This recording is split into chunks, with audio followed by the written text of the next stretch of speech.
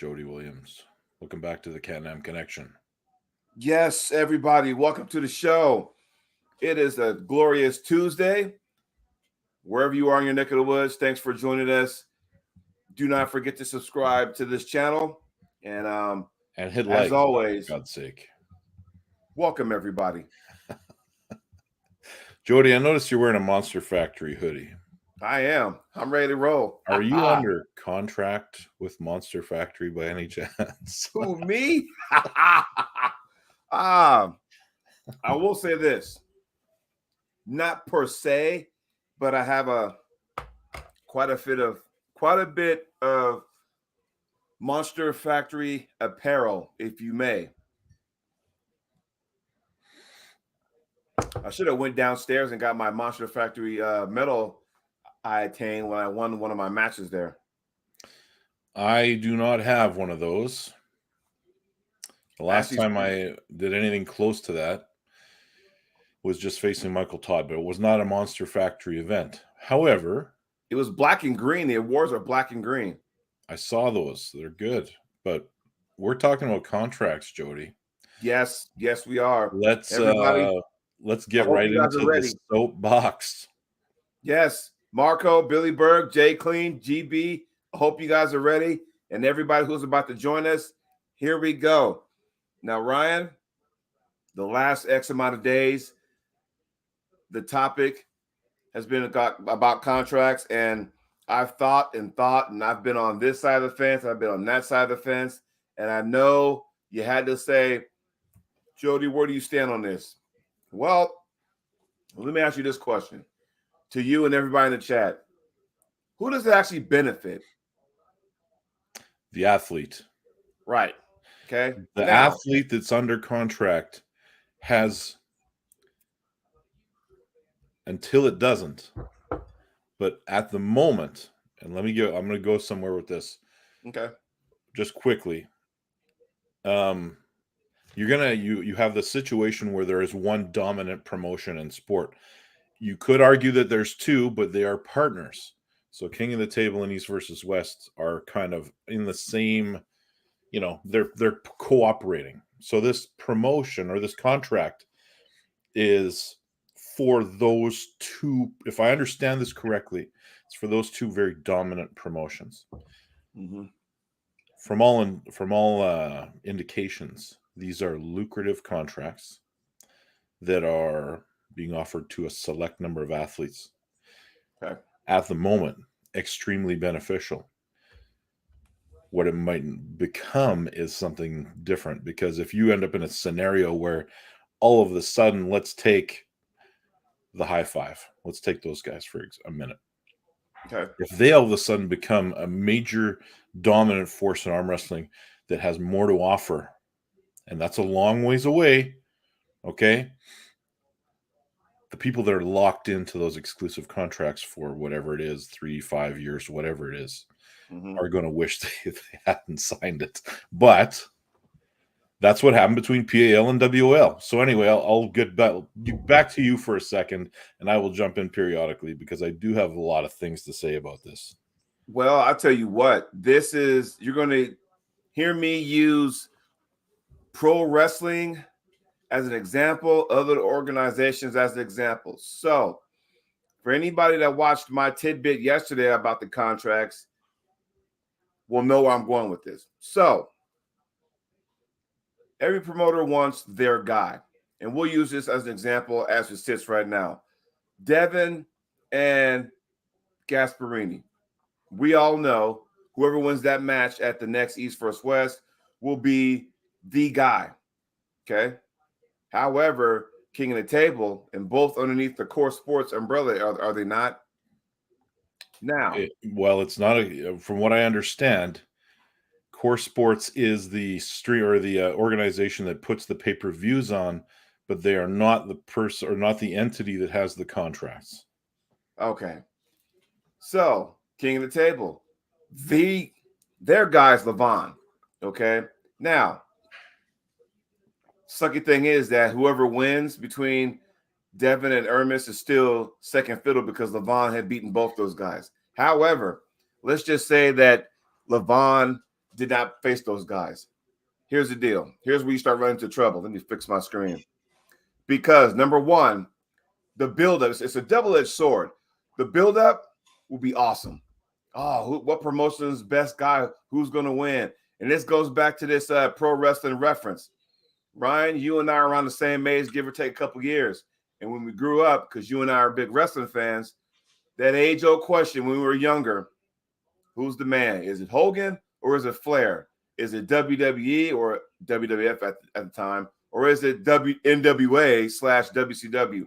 We all want to know, right? You got the same scenario right here. Who is going to be the man? Now, if in fact that does happen when you got both guys from each organization as the number one top tier, it's awesome. Here's where the downfall happens. Somebody has to lose, right? And that promoter doesn't want their guy as being the loser because now all of a sudden that takes some of the luster off of that. That's where you start having trouble. That's just one entity, right? What you don't want, as we all see this contract thing goes, this goes back to UAL, right? Because I've been thinking about this a while. So as an athlete, like I asked you before, it benefits the athlete. Now, Ryan, you've had a contract before. I've had a contract before. It just so happens that COVID kind of wrecked all that. Now, with that being said, when anybody reaches out to you or an athlete for a contract, it's exciting because in your mind, you think, wow, man, this organization wants me to be a part of their group. And I'm thinking, cool. You feel good about yourself. All of a sudden now, hey, I signed this contract with, WAL or UAL, whatever the case may be, right? Now, all of a sudden, if I sign a contract, I'm going to be training my butt off. And you get this new energized because now I just got to keep training until I get the call. Now, problem is COVID did one good thing, I think. And this is where I'm going to start having people hate me, so I get it. So Wall was awesome when it first started. It was a tournament format. When it morphed into super matches, it was exciting because we never seen anything at that point. That was the original of what we're doing. I mean, Neil was the original super matches, but you see what I'm saying, right? Now, problem is, as Wall started to flourish year by year by year, we start getting the same people in the same matches over and over and over again. It started to lose some of its steam. But you and I will watch it because we're fans. And I think you don't want that same thing again where, hey, guess what? There's matches we want to see, but because of the contracts, we can't see them. That was the number one issue that we all had as fans. So the athlete is fine. The fans are what's upset about this whole contract thing. Now, once you're locked in, that's it. They tell you when to compete, when not to compete, and all that kind of stuff. And if you start to lose, they might quit calling you, but you're still in the contract. That sucks also because you're locked in. So basically, where I see it, depends on the individual. You sign this contract, you got to know, hey, if I'm running and gunning, I'm whooping ass and stuff, I'll be getting a lot of frequent calls, getting, whatever paid for. But if I start to lose, then my phone does not ring off the hook as much as it did before, but you are still underneath that contract until that contract expires. Ryan, take over. Chat. Yes, I would love to, because we cannot compare the mistakes of the past to the current state of the sport. So we have the WAL that had these weird restrictive contracts, and basically they sucked.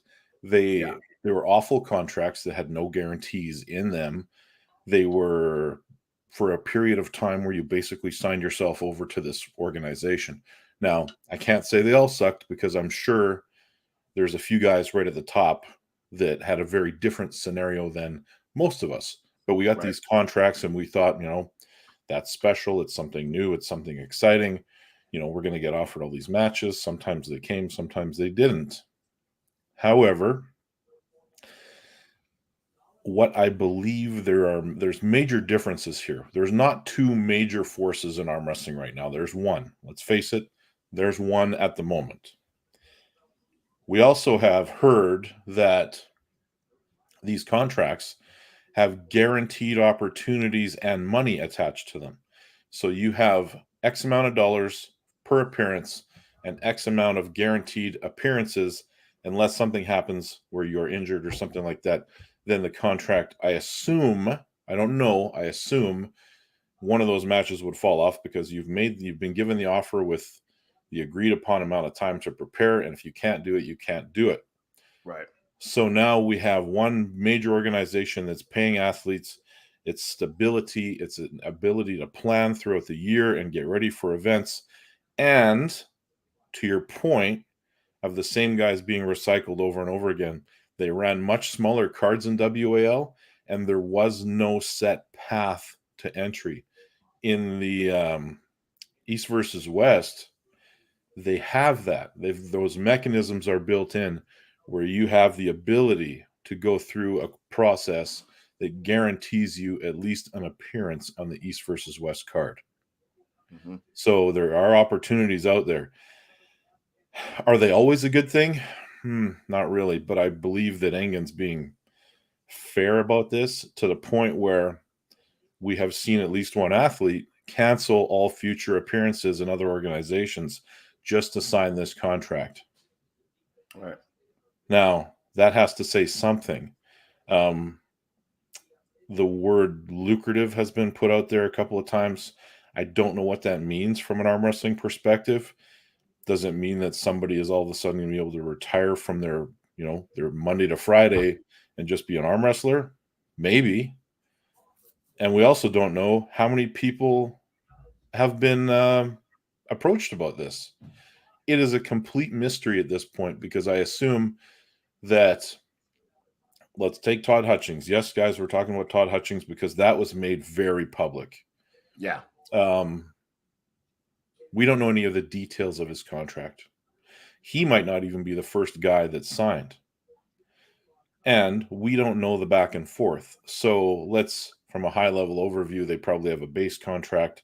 There's probably some other things built in that give you the ability. Even the World Arm Wrestling League had the ability for you to do things outside of the World Arm Wrestling League. You just needed permission. Ooh, I like this comment. David said Engen is also coordinating with Arm Wars and Monster Factory, which is good. Because I was going to bring up my next point.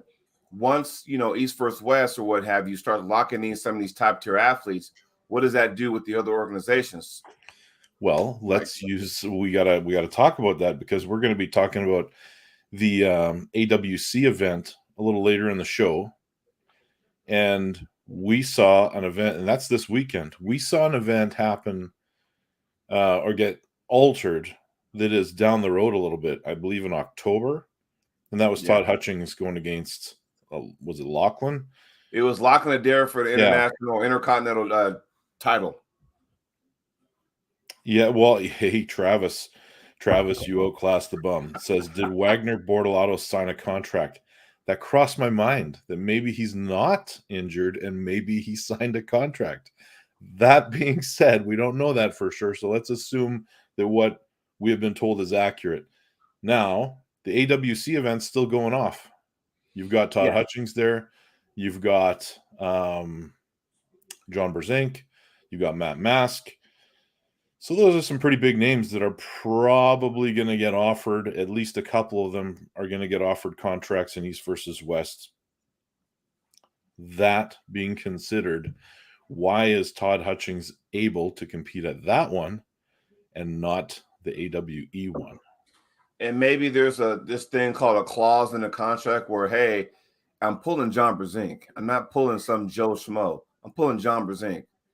And let's be real, everybody wants to see that. And here's the thing, Ryan, did you know originally when we left the air last Tuesday, today's topic was going to be the upcoming event. And then some way, somehow, here comes the monkey wrench, boom, contracts. And that's like the hottest thing there everyone's talking about. Even Captain America himself, Paul Lim, got on there this morning and had a video that we saw. Oh, yeah, we know that Paul's going to sign a contract. We know that. We know there's two athletes confirmed. Uh-huh. Yeah. Sorry, Jody, where are you going with that? No, I was going to the fact that, it's always interesting to me because, again, if it benefits the person, right, fine. Because, again, you're talking about, like, for example, and I'll be the first. I'll tell anybody, right? I went to Arm Wars earlier this year, right? Everything got paid out of my pocket. That was me paying for that. I went to Monster Factory earlier this year, back in the spring, paid out of pocket. So it's not like I got a contract. It's not like, I was on like the main card and got paid or whatever, all that kind of stuff. That was out of my own pocket. Whereas you look at Paul Lynn, who's going to go ahead and sign this contract. Well, anybody going to East First West, as far as I know, is being taken care of from a financial standpoint. Now, is it something you can live off of? Probably not. But I guarantee you what Devin gets and what John gets is a little bit different than what, say, maybe Chance got or Paul Lynn got. I'm speculating, by the way. So to add to that, well, Jay Clean, first of all, says, I feel for Lachlan. I like him. Don't feel bad for Lachlan. I bet Lachlan's getting a contract, and they would rather have that match at East versus West. So don't feel too bad for him. There's speculation, though, and this is what I was going with this, is that maybe it's Engen's. Like he clearly hates Bowen, like at the moment at least. So maybe there's an absolute you cannot do the AWE event. Well, did you see Ryan's show the other day? Was it yesterday? Yeah. So he had a replacement for Lachlan. It was Dave Chafee next year. Yeah. So, and I don't know. I mean, as far as I know, I thought Dave was going to take time off after his next match coming up was who's he pulling? Sonov? Yeah, he's pulling him at the High Five event. Right. From what I heard, if I'm not mistaken, I could be wrong. I thought after that match he was just going to sit back, see what things, because Dave's been struggling lately with his health and all that kind of stuff, which adds to why he has his losing streak. So he said he was just going to finish that because he already had, hey, I agreed to do this match. I'm gonna fulfill my situation there, and then he was going to take time off and see what's going on. Now, Ryan did say this will be in 2024, so he may pull the High Five match and just say, I'm going to take the rest of the year off, heal up, train, whatever, and then come back. Well, Dave has pulled a lot at East versus West. I bet he at least gets offered a contract. And king of the table. Well, yeah, I mean, it's all pretty interesting stuff, but there's an upside to all of this. If you're in the taking that stance that this is a super negative thing, you shouldn't have exclusive contracts. Consider the opportunities that could be out there for the second and third tier guys that aren't getting the calls from East versus West. Now you have all these promoters that are, might be calling those guys up and building those characters in their organizations. There you go. That's what it's all about. Now, you can say, like, the biggest gripe about the whole contract thing was it prevented competition. It prevented guys from going against each other. At certain times in certain places, you were never going to see a Dennis versus Devin match at one point. I believe Devin actually worked it into his contract with WAL that he could pull Dennis. That was the one stipulation I think he added in there himself. If that opportunity, and they did, but of course we know the story. Dennis refused a right arm match and they had to pull left. Right. But there was a big thing where you had the best of WAL and the best of PAL, and they couldn't touch each other. And I get that. From a promotion perspective, I get that. But I also think that you see these scenarios where these guys build their name in other organizations and then they're brought over eventually to the bigger organization. It happens in UFC all the time. Mm-hmm. And then we find out who really was the best, but it takes some time. But the story gets better as time goes on. We have this problem in North America where we want everything right now. Yeah. And I don't necessarily think that's the best thing for building the sport or the mystery or the intrigue around a match. Sometimes a slow burn is what it takes. And I don't necessarily mind being made to wait a little bit, especially if the two people keep being dominant in their respective organizations. Because if you would have had a match between Michael Todd and Levon, immediately when they were both being talked about being the best in their organization, Yeah. well, then it's over. And one organization is crushed because, they're second tier. Yeah, but it's not a bad thing, though. Just because, somebody has to lose. We put so much stock in these one-on-one sports. It doesn't mean you're horrible, and especially this sport, because I'll tell you right now, we've all taken a loss. We've all taken an ass whooping at one time or another. And we've all given out some ass whoopings at one time or another. And I think so many people get so hooked up on that it's like going, if you happen to lose, it doesn't mean you're horrible, right? You lost, you dust yourself off and get back up on the horse. Now, there's going to be times you have taken losing streaks. Matt Mass taking losing streaks, or Derek Smith taking losing streaks. That's going to happen. It does not mean that these guys are horrible pullers. They just ran into a buzzsaw. Okay, back to the lab, drawing board. I got to fix my flaws. Everyone does that, But what I don't understand, and this is where you had say the second tier. You got the top tier. I'm sure their contracts are going to be this. The next tier down, their contracts are going to be that, right? So here's my thing. With this going forward, what does that do with the we just had the East versus West qualifiers? What does that do to those? What does that do to those people? Because we still got guys like Grundy. Brad Grundy's going to participate. He won East versus West finals. Sarah McKinney, she won. She's going to be probably at not if not the 10th edition, maybe the 11th or whatnot. So you got to sit there and wonder, does that hinder that? Because now if you win, you get a contract, and if you do, what's involved? Well, I can answer that. It's not going to be everybody that pulls there. It's going to be under contract. It's going to be very similar to the old World Arm Wrestling League where there are single match deals. Mm-hmm. And if you show up and you impress people, then you may work your way towards getting one of those contracts. Right. Hey, I'm glad you brought that up because I'm a big fan of Jerome Loud, right? And I remember, I forgot what wall card it was, but he pulled on the undercard and won. But you never saw him on the main card, right? I think Dave Morocco pulled on the undercard, but you never saw him on the main card. So there's that, right? Now, like you said, Ryan, there's also situations where, as far as WL concerns, that hey, you have a one-match contract, and you got to put everything out on the table. You got to pull for your life off, because if you impress people, you might get a call back. If you don't, okay, fine. Hey, I had fun doing it. I was a part of it at one time. Move forward. Now, you and I talked about this before. You were signed to a wall contract, and this is the bad part about COVID, because Ryan Espey had one match on wall, never seen again, right? Paul Lynn, Doug Erlach, guys who have been on the East versus West, had one match on WAL, never heard from again as far as that goes. And like I said, this is when COVID kicked in, right? Just shortly after that. So can you even discuss about what your contract entailed? Was it a one-match thing? Because I know you had a match scheduled, but then COVID kind of wiped that out, and it was like, okay, fine.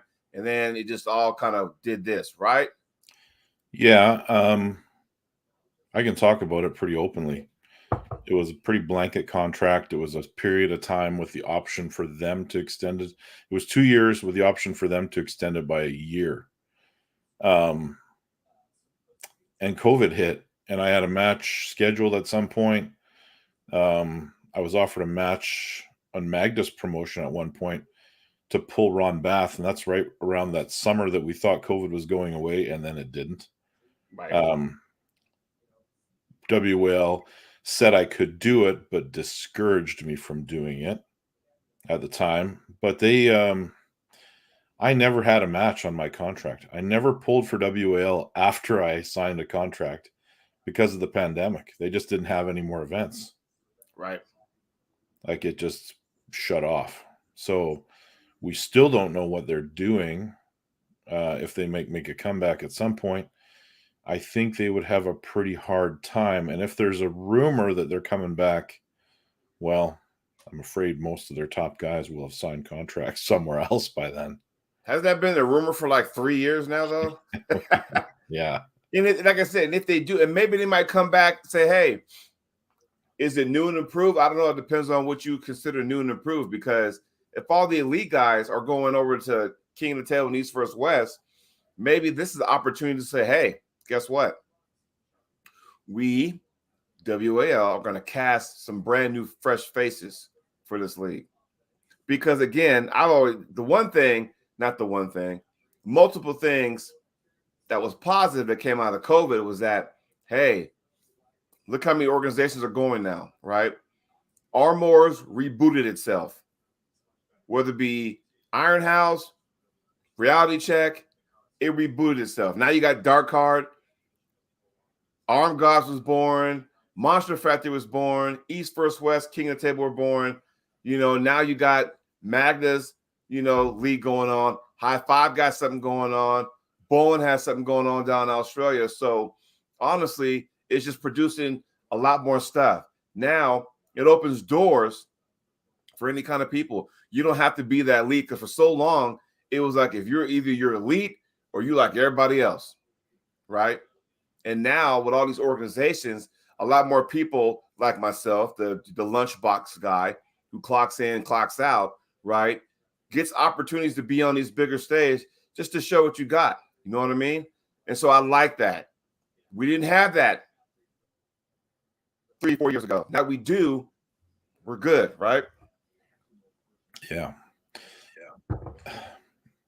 I don't know, man. Like, to put this thing to rest, as far as the soapbox goes, what do you want to close on? Because I don't necessarily think it's a bad thing that's happening. I like the fact that it's giving an opportunity to arm wrestlers that can potentially make a living off of the sport now, or at least supplement their income in a meaningful way. Right. I wouldn't blame him. If Engen put a contract in front of me that said you get, guaranteed 3 matches, that's all that it's expected out of you for the whole year of 2024. You show up ready to pull on these dates. We pay your flight, your hotel, your accommodations, and you get X amount of dollars. Where do I sign? Well, that's as long as number one, as long as the athlete understands what does that entail, and number two, if you're okay with that, just know that, hey, I don't have to go to these other tournaments. I can help ref, don't get me wrong, but I ain't got to go to these other tournaments no more. I can just focus on that one, right? Let's just say we're going to North versus South in Manitoba, for example. I don't care if Billy Berg or the powers that be says, hey, Jody, we'll take care of your flight, hotel. I'm okay with that. I mean, if I win, we're going to give you $100 if you win. I'm fine with that. This is just me, though. I'm not one of those guys that's like, I never had a bite of the apple per se. I've never had a piece of the pie per se, meaning that, how many times have you heard this, Ryan? Well, I would go, but it doesn't pay for my flight and yada, yada, yada, yada. And I got to miss work. Therefore, it has to pay me for the day's work, of money. I'm not like that. No, I'm not like that. Yeah. So there's a comment here. I'm going to highlight it. This is the different side of the sport. So this is your option. You can always get fame and name in WAF or IFA. You will have a harder time getting fame and name in those organizations on the amateur side of the sport. Is it the more honorable and probably, in some cases, a way harder event to win? I think so. I love going to the World Championships. However, it's thousands of dollars to attend a World Championship. It's thousands of dollars unless it's in my province to go to a World Championship. If it was in Vancouver, BC, Canada, it would cost me thousands of dollars. Damn, this really? is the alternative. Yeah. Hey, then I count myself very fortunate when the IFA Worlds came to the United States in 2021. I was very fortunate because we all know originally it was supposed to be 2020, but COVID kind of wiped that out. So they just postponed it and says, hey, we're still going to have it in Orlando, Florida, in the United States that year. Now, it's gotten bigger since then because now you got more countries involved. But yeah, I mean, I was very fortunate, and it was a 2 for 2. What I mean by that is that, hey, I went to Worlds that year, did pretty well, second in the Masters. But we also made a family vacation out of it also. So once my 2 days of competing was done, I was on vacation mode. So that was a 2 for 2 deal. There you go. So yeah. So I cannot fault any North American athlete for agreeing to sign one of these contracts. I can't. It's and you're from a vacation perspective, Jody, you're getting flown into the middle of Europe, and you can pretty much go wherever you want at that point. yeah. So It's like I said, and I'll use your scenario, because when you said that, I was listening. I'm also thinking, for example, 1,000 opportunity where, hey, we're going to have you 2024. You're going to have 3 matches. Tell me the dates, because then I can go ahead and talk to my boss, say, hey, I need this day off, this weekend, that weekend, whatever. I'm flying to Turkey. I ain't got to do a goddamn thing the rest of the year. I'm already booked and taken care of. Hey, can you come to my tournament? Sorry, I can't do that. If I wanted to, maybe, but it all depends on what the contract reads. Now, I may go to another tournament to watch, ref, help out, that kind of stuff, but I would compete because I know if I got 3 matches, especially on that big stage, you're going to need time to recover. You're going to need time to just, get your bearings going and focus on that. So, yeah, there you go. I will say one thing just to close this out. Yeah. Engen made the comment, and I laughed at it a little bit as I was watching, because he says, I am not a businessman. Well, buddy, yes, you are. You are now. Whether you want to be or not, you are now a businessman. Oh, man, this is so – look, I got pineapple Fanta. I got coffee. And I got lemonade in this cup over here. I'm just like going through all this right now. And man, I'm telling you. Now we are 32 minutes in this show, and that was the biggest soapbox ever on the Can-Am Connection. Yes, mark it down. That took place on August 8th, 2023. Now, can we talk about what the original show was about to be? Because we got this Canada matchup. No, sorry, event in Canada where you're going to have 2 guys prominent in the United States is going to split this country in half, but because of the contracts, it kind of like dirtied up that event. But still, Magda, sister, you have done well for yourself. And now here we are again. Yes, I will get diabetes, probably diabetes. The pineapple Fanta is what's going to do it. Yeah, so that's just to get the sugar rush. But yeah, coffee and lemonade, I'm fine. Let's talk about that for a second, because we got some matches on the card that are awesome. If out of anybody, who would have thought Magna will pull these 2 guys out? And we'll get to those guys last because they're the main event, obviously. So Ryan, take this thing away. It's in your country. You lead the way. Tamara Mitz. If you don't recognize that name, well, you might not be that big of a fan of the sport. She has been around killing it for years and years and years and years. She has recently taken some time off, and she's coming back, and she's pulling Michelle Dugan. Tamara Mitz, at one point, they have pulled. I think Michelle and Tamara, I was there when they pulled at the Arnold Classic 10 years ago. See? It's been a while. And I don't remember if do you remember Margie Warden? Yeah. I think she won the tournament. Tamara got second and Michelle got third, if memory serves me correctly. Right. And the Michelle then is not the Michelle now. But Tamara Mitz, Canadian Hall of Famer, if you will. Mm-hmm. by the way, in case you guys don't know that. Yes, Hall of Famer. Hall And of Famer, many-time national champion. yes, does she have a couple of world titles too? I don't know about the world titles. I wouldn't be surprised. I do know that I believe she has won the Arnolds. Okay. And you know what? For those that don't know, if you win the Arnolds, that's a lifetime event. You can go back. You don't have to qualify no more. By the way, that's one of the perks of winning the Arnold. So, now, Michelle Dugan, you are talking about one of the ladies, on the WL landscape of the women's division, and she was on that rocket ship. COVID fucked everything up. Now here's the deal. Michelle's been whooping ass ever since. And when I say this, I'm not bad mouthing Michelle in any way. She's an awesome puller. Here's the thing. The East vs. West finals, okay, took place East Coast this year.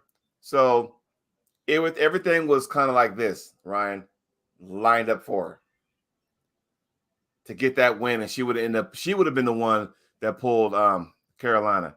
However, she ran into a buzzsaw named Elizabeth. And Elizabeth put the boots to her, and everybody was like, what the hell just happened? And I think that has a chip on Michelle's shoulder. You know what I mean? So she's really seeking her teeth into this match. And I don't know the last time Tamara pulled a match that was, well, she pulled a tournament. She took time off. She had some family stuff she had to deal with. And now she's coming back now.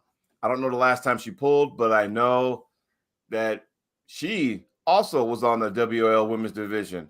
Ryan, you know Tamara more than I do.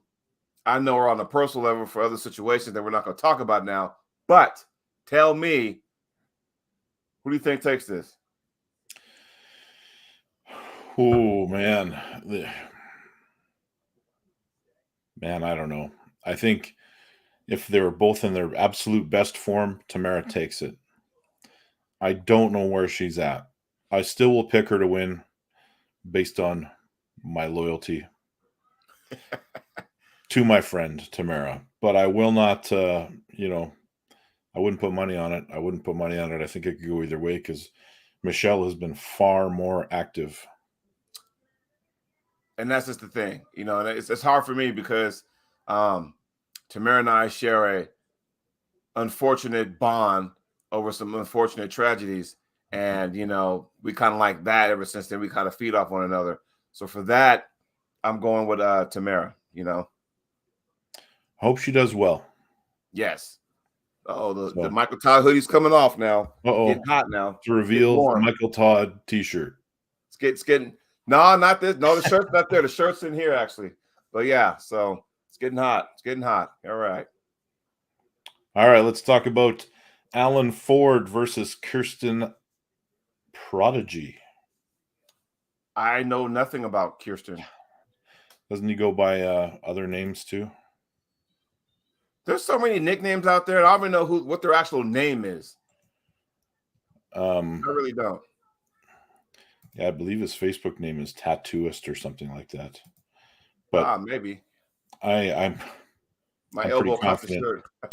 Pretty confident in my pointy elbows. You better get off the juice, Jody. Your elbows are getting too pointy. I mean, you see this? So here, I'm gonna put my elbow to the mic. And there you go. I'm going to say right now with absolute confidence, Alan Ford destroys in that match and wins it handily. What's he weighing these days? I think he's just over 200 pounds. Okay, so he's still around the 198 class or whatnot, give or take. Okay. Let's not forget that Alan Ford has beaten the likes of Rob Vigin Jr. He is a very decorated arm wrestler all over the world.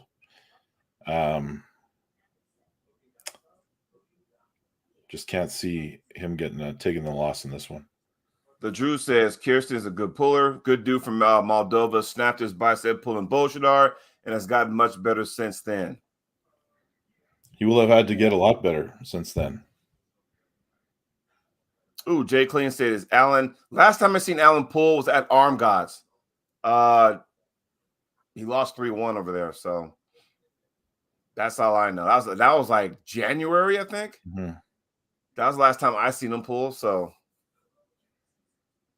yeah. Who else we got? Moving on. Matt Mask versus Sergey Kalichenko. Aha.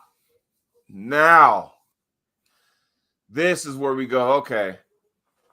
Ever since, Matt Mask has been on a tear, because you got to remember, he took some ass kickings on East versus West.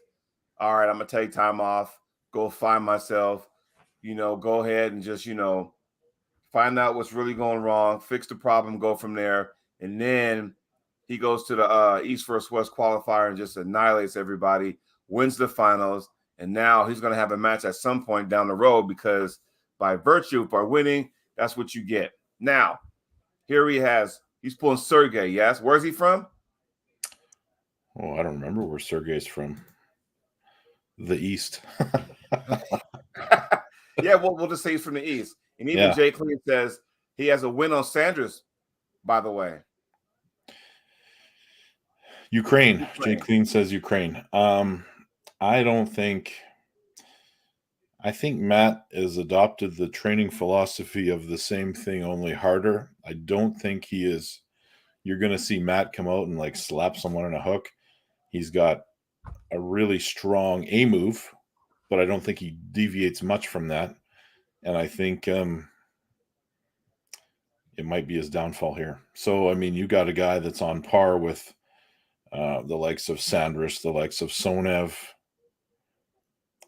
And here's my thing with that, because same thing, only harder. I mean, I guess that's one way of using your strength where, hey, I got one move, but damn it, it's a good one. The only downfall I see about that is that if you have your ace move, once again, I always think of super matches as baseball pitchers. You throw your best pitch, fastball, whatever, and that guy crushes that out of the park, you better make sure you got a breaking ball or a curve ball, meaning that you got to have a plan B and sometimes even a plan C. If they shut that down and you got nothing else, it's going to be a quick day, Yeah, I don't think this goes anywhere, but I know who I'm pulling for. Who are you pulling for? I'm pulling for Matt, because this will be the perfect storybook of a comeback of the Wild Horse. Because if he can get this win on that big stage, then go to the next East versus West that he's going to participate in, win that one. Now, all of a sudden, hey, you're talking about a guy that got his ass kicked, and now he's coming back with a vengeance. I'm telling you, that right there is a story in itself. Hold the phone here. I'm going to highlight this because, Billy, you are basically telling us that you have lined up Pavlo and Matt Mask in a match at the end of September. Is that the North versus South match? If you're going to say that, you better have that confirmed. Well, I'm going to take a sip of my Fanta for that one. So, Billy, you better have that match confirmed if you're going to say that on here, because we're going to talk about it. Hey, are you on the card, Ryan? And Billy has not offered me a match. No, okay. He has not. Nope. Well, anyway, we have this Matt match, and I don't think Matt's going to win, unfortunately. I think it's going to be the other way. I think Sergey is too much. And unless Matt does an overhaul, or at least develops some other stuff, I mean, his move is awesome. But I got one question for you. If you have one thing to defend against, you can train specifically for it.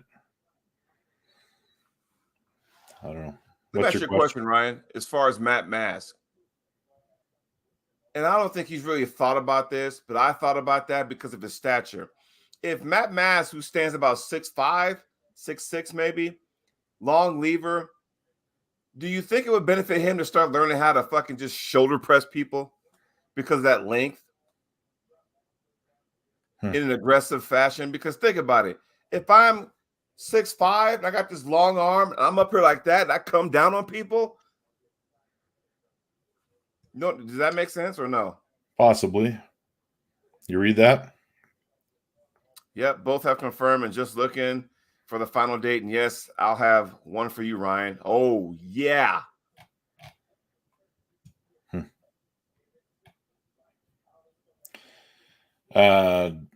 Should I answer David's question? Please do. What do you think of matches versus Austin Jaggers, Nick Stone, or Mendogas Dulskis? Well, I've pulled Austin left-handed, and I've only practiced pulled with him right-handed. I would pull any of those matches, to be honest. So it's good. Is that a hint for Billy Berg to get one of those guys over? Well, Billy seems to think he's got a match for me already. I'd love to know who it is. I'd love to know who it is, Billy. Make the offer to me right now. All right. Jay Clean, the right, is feeling okay, but we'll find out when I do some good after pulling at the high five event. And that's coming up at the end of the month. Yes, 26. The 20. The 20. Yeah, the 26th. Okay.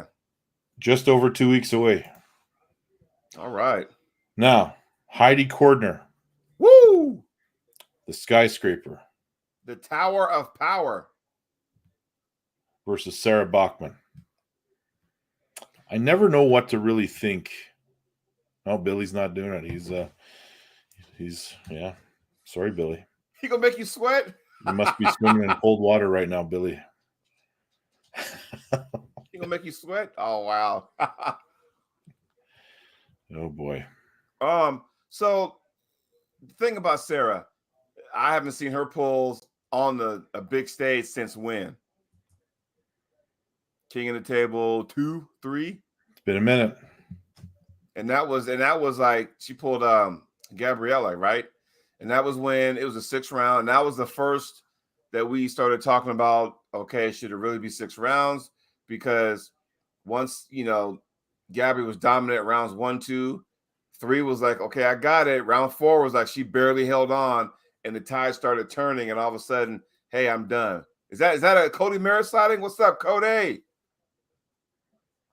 Yes, Cody wants to know what date. Uh-oh. Uh-oh. Uh-oh. Better get out your checkbook, Billy. Uh-oh. Oh, man. Woo! Now, Sarah and Heidi. When was the last time Heidi pulled again? It's been a while. And when you haven't pulled in a while, it's hard to find out where everybody is. It really is. Last time I said, hey, remember when Doug Ehrlich got the call from East First West, and we haven't seen him since he pulled Tony Katowski at WAL. We didn't know where he was at. Came here and blew the doors off Coach Ray. Put the boots to him. So, and he won. So it's like, I'm not sure where to put this at. I don't know because I haven't seen either lady pull a tournament. I don't know if Heidi's even pulling Canadian Nationals these days. Not for a couple of years, no. Yeah, so I don't know where to go with this one, Ryan. I really don't. Well, I mean, Sarah's got to be the favorite for sure. So I'll just pick the favorite. But I mean, I know that Heidi's been training, but real match experience is important as well. And then you got the whole point about Sarah maybe not being that active either.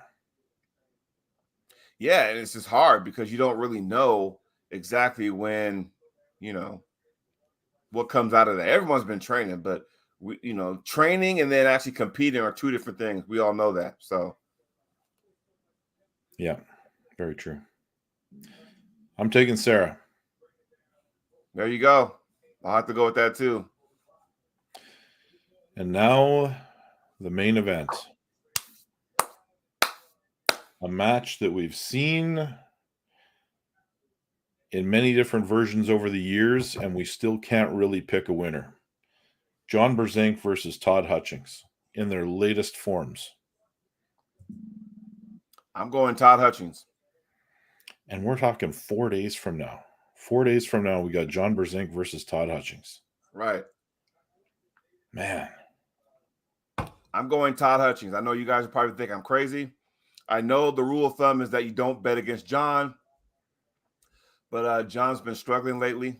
I'm gonna go with Todd. I think, and now does that, with the contract thing and his name thrown out there, does that do anything to his psyche? I don't know, but Billy Berg, Cody, ready for Ryan?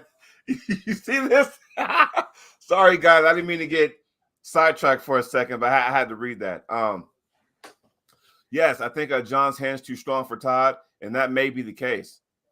But does Todd even give a fuck if you take his hand anyway? He's just going to fucking mow right through you. I'm not saying it's going to be easy, but the one flaw that John has that never used to be a flaw is his shoulder. It's not what he used to be. And this is the reason why I'm picking Todd. Even John has admitted sometimes his shoulder kind of gives him issues. The way Todd pulls, it's going to put pressure on that shoulder. You take his hand, he doesn't care. I'm just going to sit there and go like that. All the side pressure. Is John going to be able to hold it for 5 rounds if it gets to that point? That is going to be the question. You know what? I think he's. I think you have made all very valid points, and if there's one weakness in John, this match will exploit it for sure. But I'm still going to take John. Rightfully so. I get it. I mean, every time you see John, you always want him to win. But you see, some of the matches with Arackley, when Arackley had him, and John was kind of holding here and just, Todd gets him here. Todd's coming like this and not like that with that Arackley match. And remember the match I'm talking about? Yep. Yeah, where John was holding on like that and he was pressing down. Where now Todd's going to do this version. You take his hand, I'm coming that way. And it's weird because I don't know if you can see it, but I felt it before, and on the side table before. Todd's side pressure like that, but it's also up pressure. Also, it's hard to explain because you can't see it with the naked eye. But when I felt it and he explained it to me, it's side pressure, but it's also up pressure. It's up inside at the same time. The meat of this is going like that. So if you can hold that, and John has a big enough hand to hold that, but once you get out here, well, what's the first thing that you're going to feel? You're going to feel your shoulder, So, in theory, I'm looking at if his shoulder's not 100% and Todd gets to that point, but John might just sit there and do that, then just kind of rotate like this. But it's all about adjustments, right? What about the stem cells? Aren't they both doing stem cells? Yeah, but if the shoulder is healed, maybe he's doing that and he's doing some peptides. Who knows? Yeah, Jay Clean made a good point. Arackley's press is a lot different than Todd's no-hand side pressure. Yeah, my whole point, he's just pushing. He's pushing, and, you got stem cell shoulder versus jam press elbow. Yeah. I'm going to watch it, and you can watch it on Core Sports. And I thought that was very interesting that this promotion is now affiliated with Core Sports. So what does that mean? Does all of a sudden that contract allow for some sharing of athletes to this promotion as well? Here we go. There we go back. We're circling back to that now. Because this was not a Core Sports extravaganza when this whole thing got put together originally. Right. It was not. Now it is. And they still claim that it was not a Core Sports thing. However, that holds the contract. So, oh shit. AW is also Core Sports? I did not know that. If that's true, then well, that's a bit of a wrinkle in things, and my theory is completely out the window. Wow. So core sports, maybe Ryan Bowen made up with some people and says, hey, you know. But what did Ryan really do? Other than express some unpopular opinions. I want to say that the last East vs. West that Ryan Bowen was a part of, I don't know, as an athlete or as a commentator, he might have said some things that were, this was after the event, not during the event. He might have said some things that kind of, crossed England, I think. Oh, it is not core sports. Huh. Yeah, I didn't think so. I think they kind of do their own promotional stuff. And if he's going to criticize the production, which I believe is kind of what happened a little bit, well, he would be criticizing core sports. Well, man, but think about this, though. The organizations around, they're global. Think about this. What does Canada have? They have Magna's event. Mm-hmm. What does the United States have? Monster Factory. And now High Five's joining the thing. You go out, if you go further east, you're going to hit up England and Ireland. That's Arm Wars country, Arm Gods country. You go further east, if you go to Turkey, that's East vs. West. You go to Dubai, that's King of the Table. You go to the Southern Hemisphere, that's AWE. So we're hitting global stuff, gentlemen and ladies. Global stuff.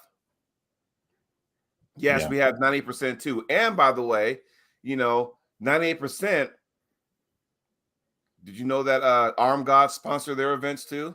At least Winter Blast? I did not know that. See, David understands. Hashtag, these are the facts. I still ain't got my shirt yet. I'm about to get on those guys. Billy, elaborate on that. And North versus South, Jody? North versus South in Canada. Here we go. Do you think that's one of those situations where that could be a big thing? Possibly. Because Monster Factory was just a one-time thing, but they got so many positive reviews for it. Let's do another one. And then was keeping it going. It's like, you know what? Because we're fans and stuff, we're going to do the next X amount for free, because the first one was a pay-per-view. I bought it. I remember that. And it got so much big raves that they decided to do another one and another one. And I was part of the last one. And, Michael Todd right now is in the midst of making it bigger as far as the facilities. So the next one there is going to be off the hook, So maybe North versus South might be something like, it'll start off like that, something small. We'll see how it goes. And then it might get bigger and bigger and bigger. I don't know if Billy's going to be having contracts. I don't know. But yeah, like Billy, it could be huge. If people support it, I'll make it happen and working on it. So he's working around the clock. Yeah. It's interesting because every once in a while I'll read a comment about Ryan and I'll think they're talking about me, and then I get halfway through and realize they're talking about Bowen. Hey, go ahead and click Timmy Turner's comment That's here. what I'm talking about. Oh, so Neil and Egan invited Ryan Bowen to Arm Wars and East vs. West, and now Ryan has beef with them and talked negatively about them. No loyalty whatsoever. They gave him opportunities, and he shits on them. And that's the thing. There's that thing about don't bite the hand that feeds you. I mean, let's be real. I've been to those, well, not East vs. West, but I've been to Arm Wars, and it's funny because what Ryan and his wife was saying at the time, I never got treated badly there. I remember that now, the whole stuff with Neil. And I mean, I have no complaints about my experience at Arm Wars. Don't it I have complaints, but they have nothing to do with Neil or how it was. Right. The only bad time I had over there was getting there.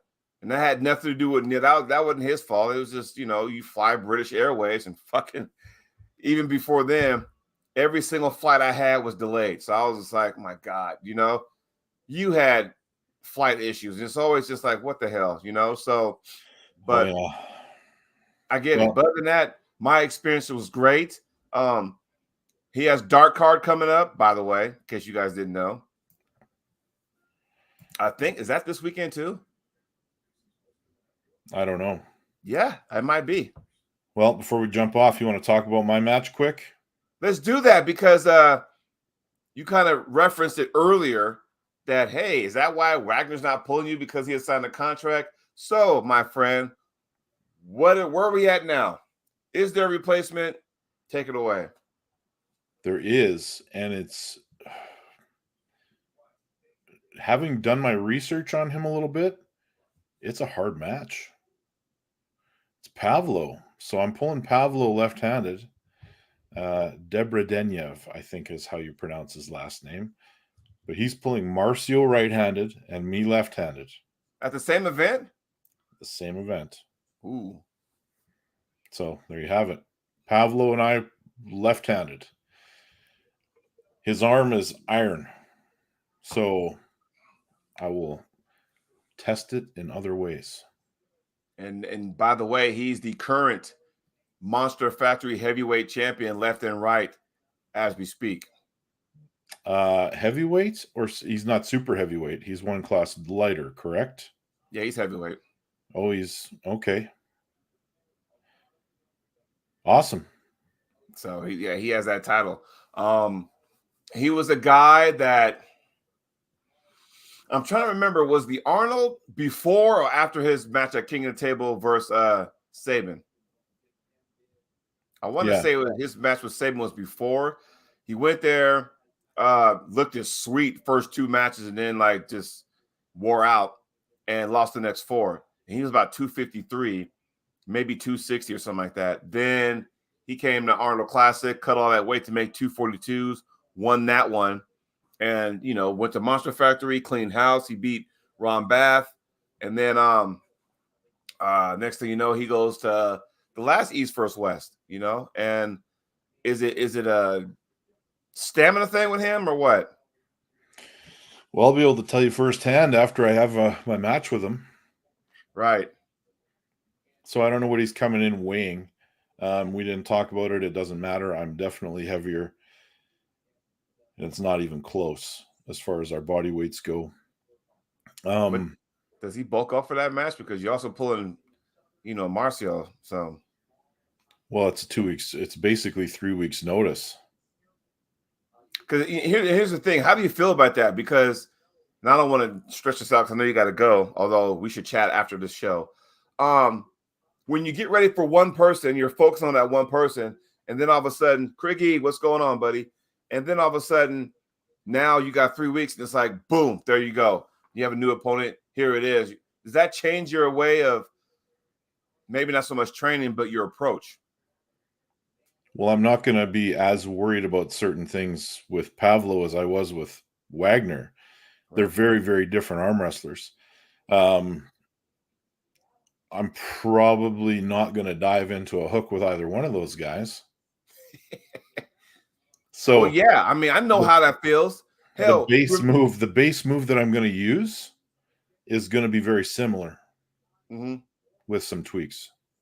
Because I remember this show back in March, and I was like, dude, I don't know who Uncle John was supposed to be my original opponent for Arm Wars. I still want that match down the road, but he was supposed to be my original opponent, left hand. And all of a sudden it was like, damn, he can't make it. And I'm like, I don't even know who I'm pulling. Everybody else had a match. Everybody knew who they were pulling except for me. And I was like, damn, now what? I was training specifically for him, and now I can't do it. And I'm like going, now what? Then all of a sudden, how come Neil's not on here? Usually he's on here by now. He threw a couple, hints, can you beat a vampire? I'm like, fuck you talking about, And then I did my research. You and I did after the show. Yeah. Oh, I got it. I'm pulling Adrian Popescu now. Totally different puller than Uncle John. So, yeah, I get that, because when you train for some person and you focus on that, then all of a sudden, hey, they can't make it because of A, B, C, and D. Then it's like, okay, now what? We're going to give you this one. Total opposite puller. Then it's like, okay, my approach is different now, Yeah. Anyway, I'm looking forward to it. I'm pretty thankful that those guys kept me on the card, found me another match on short notice, because it would have been really easy for them to just move up a match from the undercard and say, we got to pull you because your opponent's out. And they tried hard, and they asked a lot of people to fill in. And most of them too short a notice. You know, guys are on break, guys are injured, guys got hip replacements. Hey? Well, yeah, I mean, and the match with Uncle John and I was going to be left-handed because he's a lefty puller, I'm a lefty puller. So, but the thing was, Jay Clean, here we go. Jay Clean with the $5 super chat. Here's to your Rogaine fund, Ryan. Well, and the thing is, though, this show last week, we were getting ready to go off the air, and they contacted you like, hey, get a hold of us. And it was like, wow. That was like, if we had a breaking news button, we can push that button, and it would do that breaking news theme, you know? Well, yeah, that was like 2 minutes after I got off here with you. I called those guys. Yeah. So, yeah. But what else you got, Ryan? Because I want to chat for 5 minutes after the show if you have the time. I have the time. All right. Jay Clean says I'm losing my hair, basically, is what he's implying here. I done lost mine, but I haven't lost any. Like, it's going gray, but he said the Drew said you still got more hair than Matt Mask. Even after the surgery. Yeah, see? So, yeah. But yeah, so guys, if my soapbox went a little longer than normal, apologize for that. But it was a half an hour soapbox. Woo, man. We've never had a soapbox episode that long.